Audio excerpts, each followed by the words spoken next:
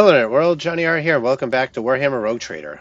Last we left off, we just dealt with the ghost of Theodora von Valancius. Ugh. And now we're going to keep a strict watch on Nadira since she's the one who called her here. Keep your wits about you. Irulan. Hello.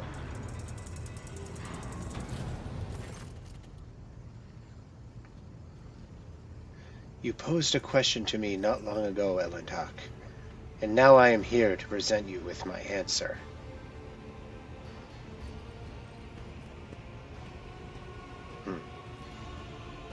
You have my complete attention. And listen closely to my answer, Elentak. You may struggle to comprehend what is to be said, being accustomed to reveling in your own might, skewing the world to suit yourself. Pitch your understanding not towards my words, but the sense that lies hidden in the shade of their sounds. Okay?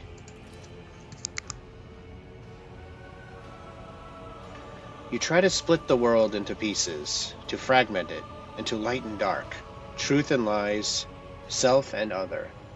But I see the world as a single whole, and in this lies its simplicity and complexity. It is not enough to simply see the world and hear its voices. You must understand it. Think of the Leviathan, the world on which our paths crossed. What is it truly? What is its essence? The Leviathan's magnificence comes not from the green of its vast forests, or from the depths of its waters. Its beauty is in its word, in the way it dances on the tongue, and even you, Elentak, can sense it. Try, say the word slowly, delicately, casting aside all stray thoughts. Feel. Perhaps, then you will see. Leviathan. There we go. The world around you fades and your perception instantly narrows, coming to a single point in the focus of the tip of your tongue. Lee, your tongue delicately tickles the roof of your mouth. The sound slips along your throat with incredible silkiness, warming it as a sip of fresh recaf. Lay, the tip of your tongue touches the same place again and air softly rushes from your chest, the sound like the susurration of leaves. As the wind weaves through a forest canopy, then your tongue taps your front teeth and a gentle vibration spreads through your body, sending a shiver along your spine. Guarded interest gleams in Irilet's eyes when your gaze meets again.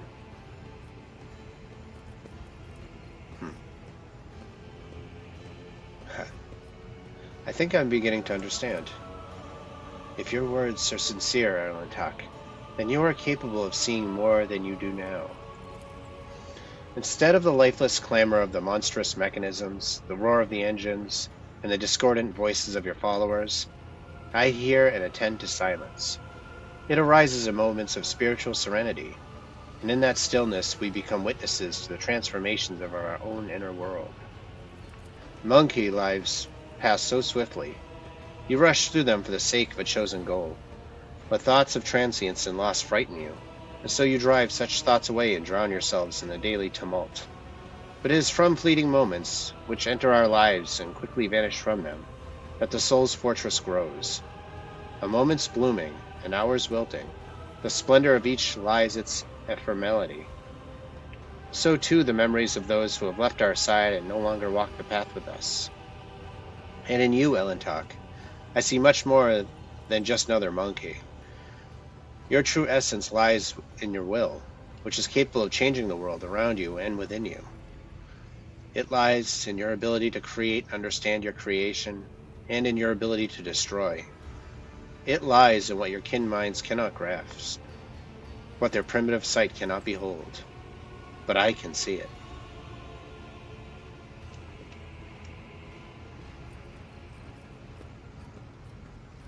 Thank you for telling me how you see the world. And what do you make of it, Elentak? How differently do you see the world? I see the suffering of those around me, and it compels me to act. If you speak of our soul's ability to overcome hardship, then the experience of suffering does indeed become a symbol of our abiding strength and inner growth. and it gives hope that we can overcome life's trials. Now that we have shared our truth about this world, I would like to know if your thoughts about me align with those of your kin, Alan Tuck, or if you see me differently. To me, you are a foreign yet beguiling world, Irelet. I hope that one day I will come to know you, and on that day, my own world will become much deeper. It seems that there are many facets to your soul that I have not considered, Alan Tuck. Interesting. I accept your answer and thank you for speaking with me. This is the first conversation aboard this vessel that has truly brought serenity and joy to my soul. Cool. Alright, we picked up a distress signal on this planet. So let's see what there is. Let us not dawdle. Such a peaceful scene, the likes of which I haven't seen in a long time. No bright flashes, no riot of colors, just pure white canvas. Very good.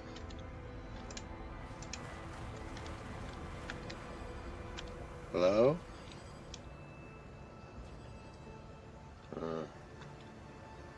Alright. Looks clear so far. I always keep my options open. Oh.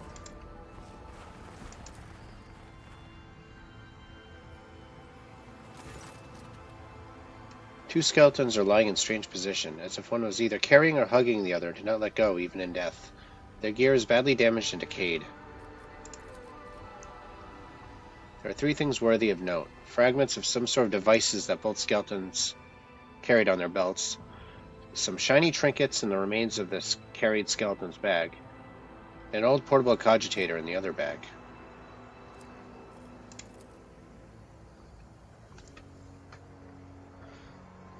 Alright. We're rich. Chaos take me, rich. Fly, for crying out loud. Spit it out. What have you found? Rich. Screw football. The Expanse can go to the orcs. We're out of here. Calixtus, here we come. Yeah, because the record, Calixtus is definitely the place to go. What makes you think life's better there, anyway? I want a house on some planet. A mansion. A lion statue in the entrance. I have servitor with one job. Dusting my lion statue. Fly, you idiot. We're still on a dangerous planet. Quit sending me your hollering. Get back here and just tell me what you found already. Fly. Fly, you coming? I'm coming for you, dumbass. If you're not responding just to mess with me, you're dead meat. Oh.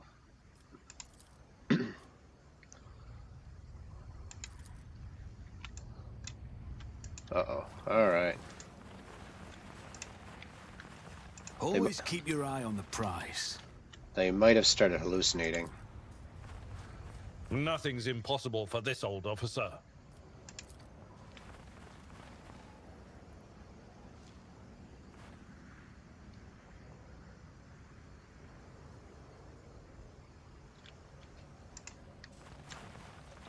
Argenta, don't you find it difficult to be without your sisters? You are a soldier without a squad. I will fight alongside my sisters again. But my present fate is not a burden to me. No matter where I go, or who I am with, I bring death to heretics. That is what matters. Let's examine the transmitter. Oh. Oh, those are turrets. This isn't Give me the power to eradicate thy enemies.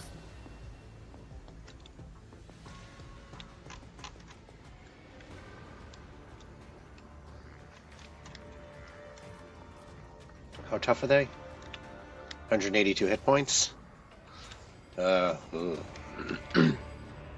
some landmines. Alright.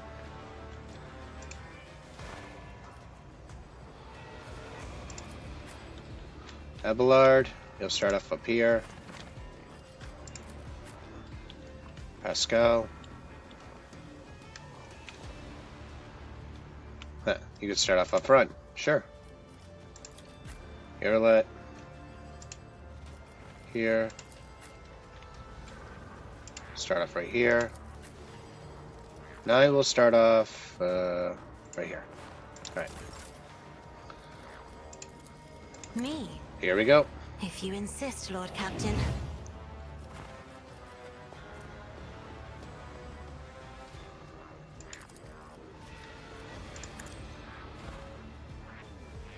That'll be the front line. I'm not accustomed to Will being be the back ordered line. around.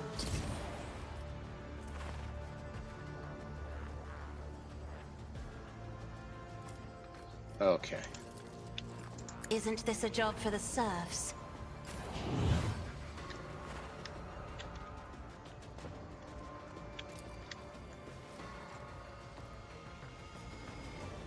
This tedium is beneath. No weakness is hidden from my sight. Nice shot. Whoa. My ears are ringing. Ow. That did a lot of damage to Abelard. He's our tough guy. That is terrifying. Yeah. If it serves your cause.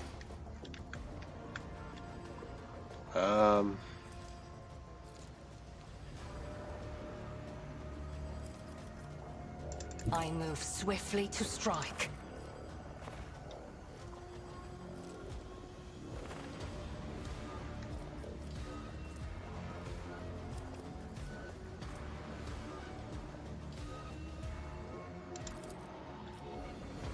I am not your Line it up. zealous pet monkey. I've suffered well. Okay,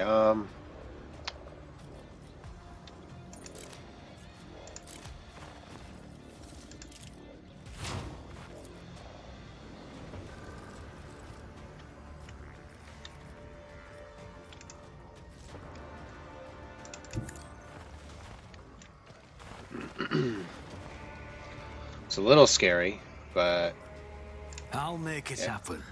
line it up.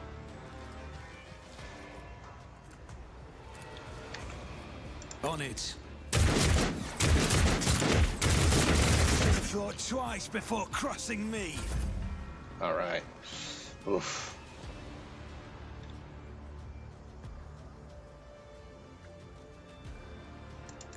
I've seen worse battles than this in my time. Duty Just go trying to go hand around in it, hand. but all right, whatever. I will do my duty. That was annoying. At your beck and call. That's not the seneschal's job. Pain cleanses the body. God Emperor, move through me. Be the fire in my heart. Okay. I'll do it. As the Emperor commands, I act. There we go.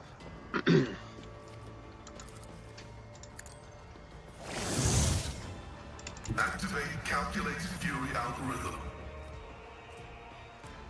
Can you bleed a turret?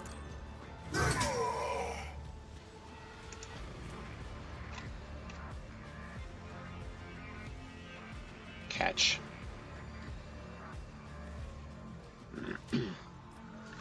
Well, alright. Guess not.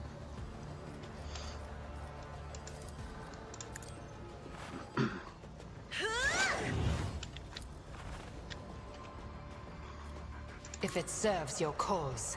Fortune favors the swift. Good shot.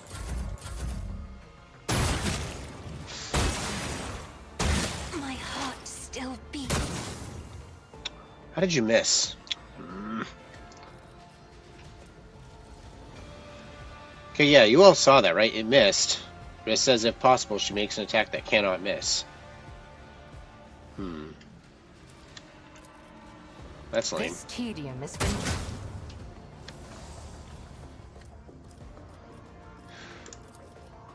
I understand your intent. We're at a tactical disadvantage. Oof. It's as good as done. Who if not me?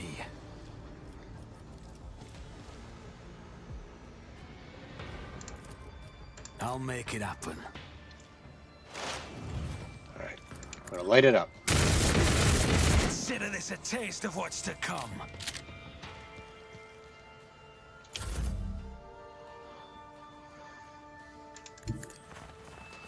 Which one does more damage? 8 to 13 or 10 to 15? Yeah.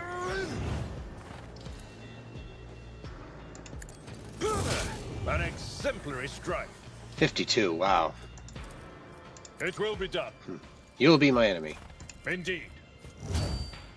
I will endure. Doubt is for the weak. Faith without deeds is worthless. I'll do it.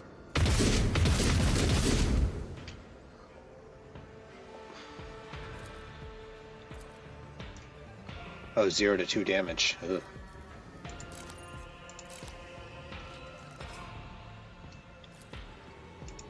Six to 11. All right.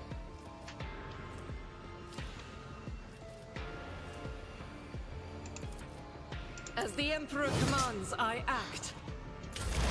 Her sword does a little bit more.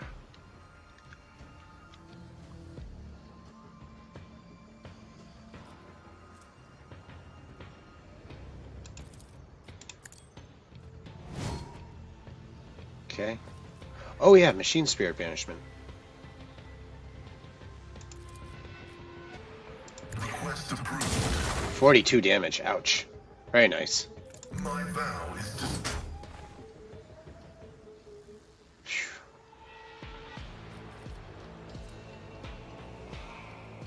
Request approved. Ow. My breath. Nice shot. Follow my lead. Indeed.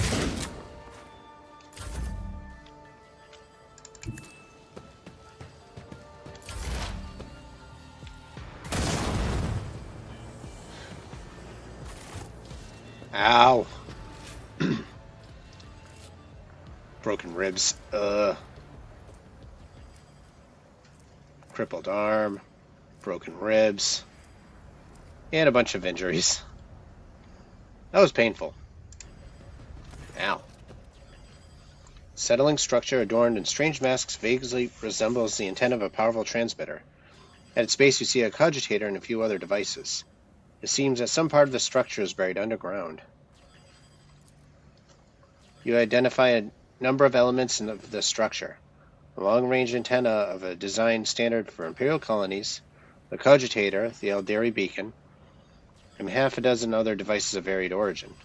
They all have one thing in common. This tech is designed to transmit basic signals to neighboring space, the most common being requests for assistance and ship distress codes.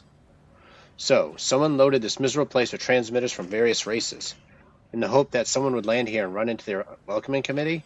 Clever. I saw similar tactics in my years in the Navy. True, in a war zone, you're usually on high alert. You don't just hair off after a lone distress signal.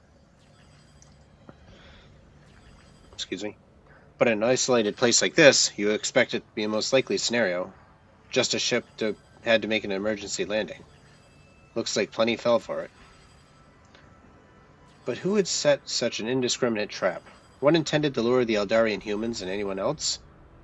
Who is an enemy to everyone and everything?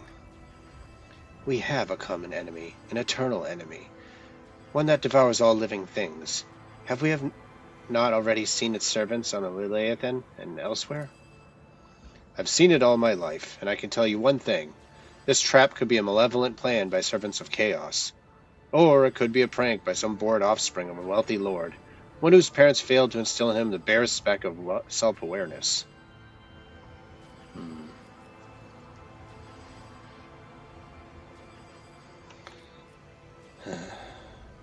Right now, we don't have enough information to determine who did this. Right, enough talking. Oh. Force access to the cogitator. Yep.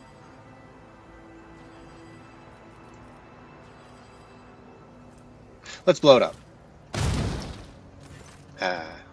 Yeah.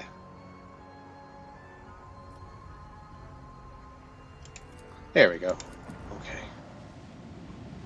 Oh, we need repairs. Oh. Lord Captain, there's evidence of a recent scuffle straight ahead of us. Throne, take me. This is not a frigate. This is just a gutted piece of metal. Blimey, the culprits are here too. It is the Eldari freaks. I recognize their shininess even from this distance. Except the Xenos are acting suspiciously. They're hovering in place, not even trying to run. Should we approach or open fire from a distance? Call off your people, Elentok. Something is wrong. The children of Assyrian are dismayed. But doing something like this to a Monkey vessel... No, we are not animals. I appeal to your prudence and promise you made. Do not destroy my kin for the deeds they did not commit. Lord Captain, we have received a report from the Augur crew. The situation is unusual. The Xenos ship displays no biological or energetical signatures, even though it appears to be intact. According to the scanners, there is nobody on board. However, survivors are believed to be hiding in one of the compartments of the damaged vessel of the Imperium. We have also spotted some drifting plating remains that belong to a third, unidentified vessel. Yeah.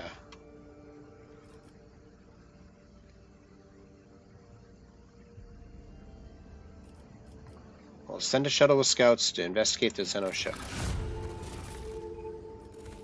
Whoa. Let's get back on here. Lord Captain, the scouts confirmed their early report. The Xenos ship is intact. Many valuable artifacts have been found inside, but neither the Eldari nor their bodies were discovered. We are late again, Elentok. Dispatch a rescue team if there are any survivors at the frigate. It will be done. Lord Captain, the scouts managed to rescue several emaciated officers from the wrecked ship. Despite their wounds, they were able to tell us what had happened. During a patrol, the frigate discovered an Eldari ship crossing the system and decided to immediately attack the enemies of humanity. The Xenos vessel proved too fast and skittish, but at one point its engines failed, giving the frigate a chance to attack. When the guns were aimed, several Drakari ships suddenly pounced from the darkness. At first they attacked from a distance, but soon boarded the frigate and wreaked a bloody massacre on the decks. It's only by sheer miracle that surviving officers managed to escape, locking themselves up in a hidden technical compartment the Xenos had no use for. The survivors claim the Xenos conspired and deliberately led the ship into a trap, where it met its doom. The Xenos joined forces to eliminate a vessel of the Imperium?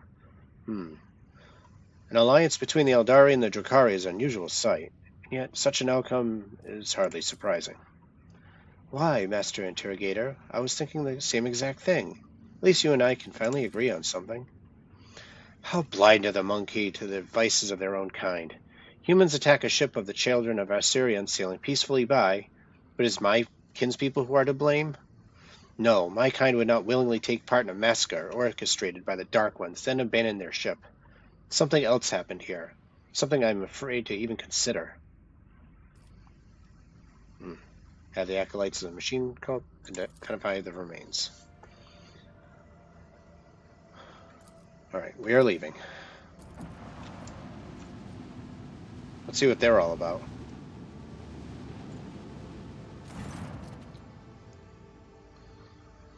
A report shows up on your personal cogitator screen. Unknown ships are towing the Interstellar Sexton, a cargo ship belonging to one of Footfall's wealthiest traders.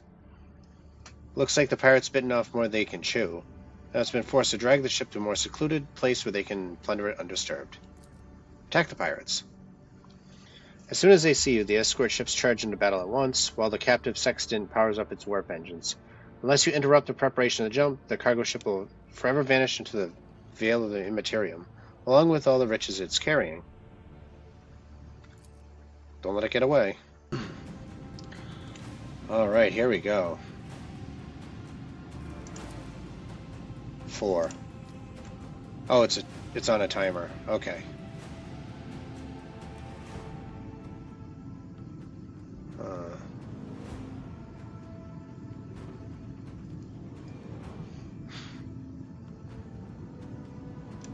Helmsman, take us in. Just out of reach. All hands, prepare for acceleration. Ah, gotcha. Right? Then. Let them taste our fury. Torpedoes away. Very good. Ow, ow, ow. At least they're hitting different parts of our shields.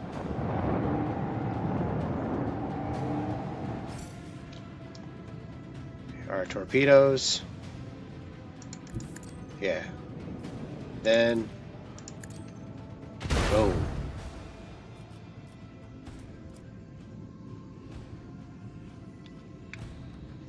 Oof. Make every shot count. Huh. I don't know if I can make that turn.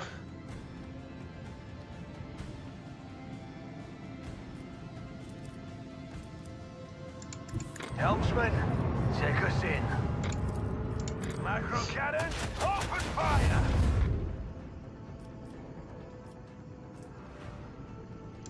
Oh, okay.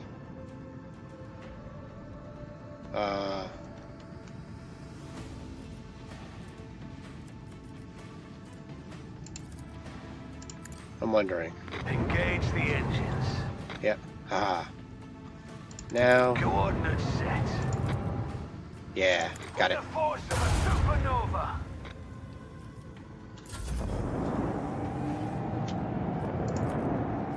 Three. Oh.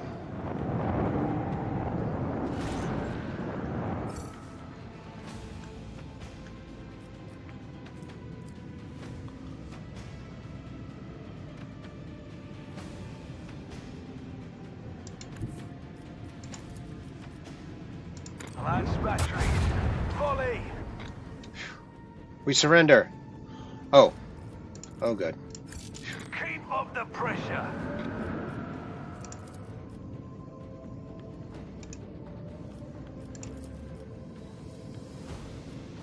Make every shot count.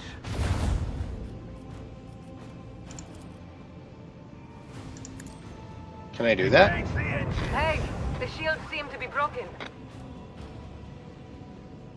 Huh.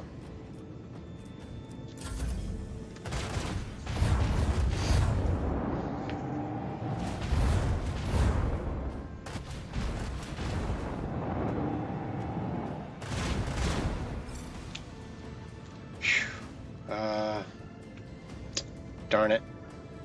I was hoping I can...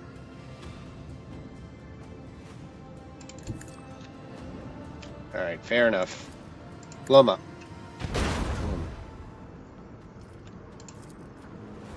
With the force of a supernova. Ouch.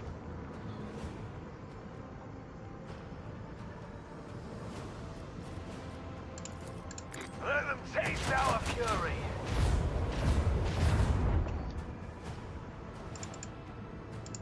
Coordinates set. All hands prepare for acceleration. What?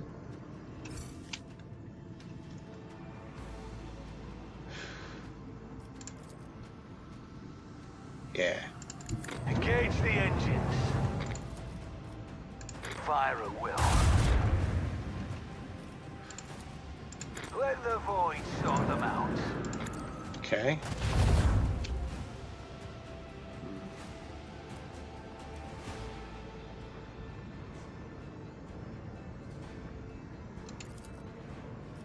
The front. Yep.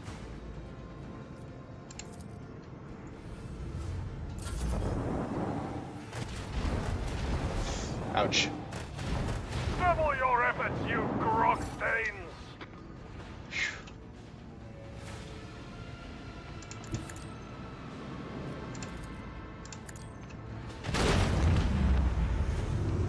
Whoops. Are they okay? Oh, alright. Make every shot count. All hands prepare for acceleration. I think they're getting away. That's fine.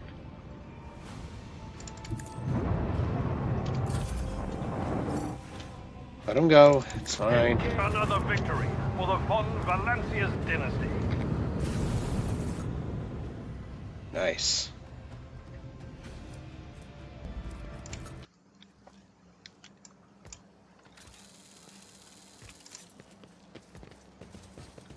Sister Argenta, you are always shrouded in a greenish-gray mist when I see you.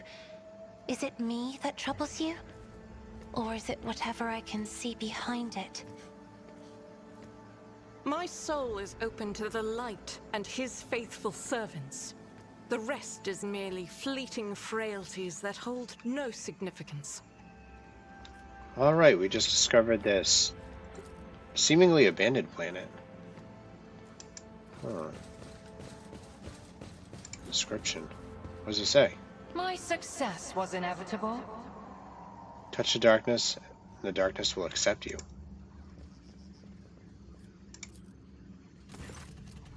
Darkness swirls beneath your feet, a void of impenetrable gloom. You do not hear a single sound from the depths of the pit. No wailing wind, no rustle of dust.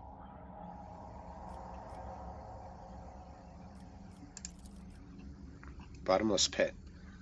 The bright daylight cannot pierce the darkness lying over the slopes. The longer you look into its depth, the stronger the feeling grows that this darkness isn't just an absence of light. It is something immeasurably vast, endless, capable of reaching the farthest stars or swallowing a galaxy. Through sheer force of will, you avert your gaze.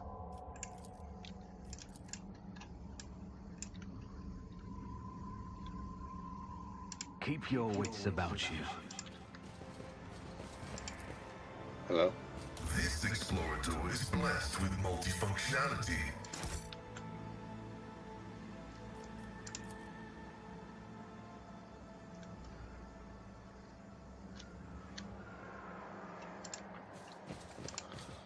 Okay. The machine god grants me insight.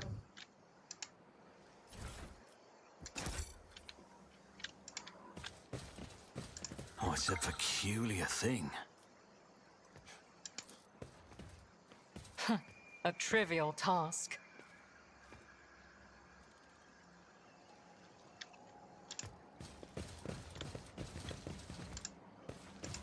Let us not dawdle. Oh.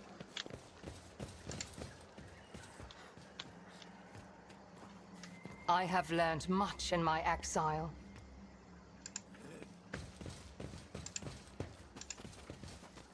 Keep a sharp eye.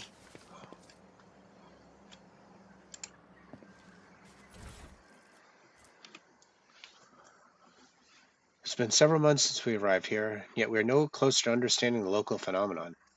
All that we're able to learn quite literally lies on the surface. The object does not reflect sound or light. On the contrary, it very much absorbs them. After extensive excavation, we did ascertain, at least, that the object is vast and goes deep below the planet's surface. However, any attempts to measure it result in loss of machinery or staff.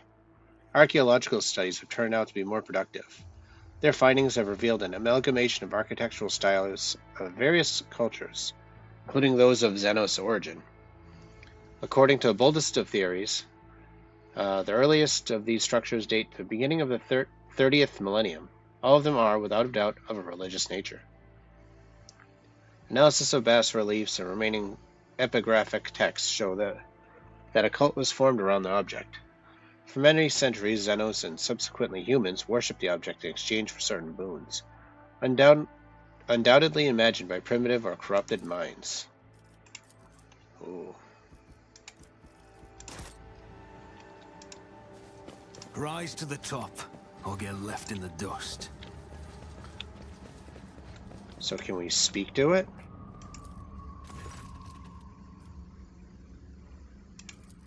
Nah, I don't want to do that. Alright, I'm going to call it a part for here. Done a whole lot of exploring. Hopefully I can figure out what's up with this bottomless pit. Alright, so this is Johnny R. signing off for the night. Have a good night, everyone.